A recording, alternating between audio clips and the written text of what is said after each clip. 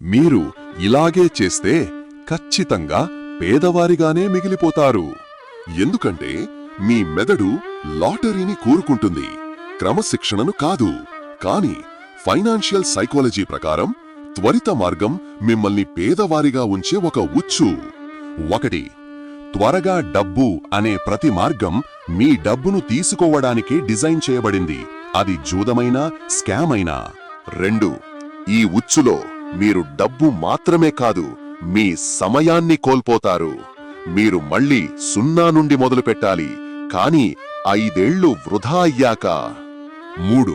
కాని సంపన్నులు నెమ్మదైన మార్గాన్ని ఎంచుకుంటారు. చిన్న మొత్తాలను స్థిరంగా పెట్టుబడి పెడతారు. చక్రవడ్డీ, కంపౌండింగ్ శక్తిని నమ్ముతారు.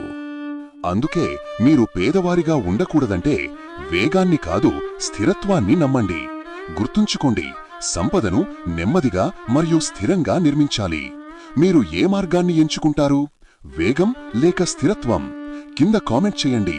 మీ ఫైనాన్షియల్ సైకాలజీని మార్చుకోవడానికి చుక్కాని ఫాలో అవ్వండి.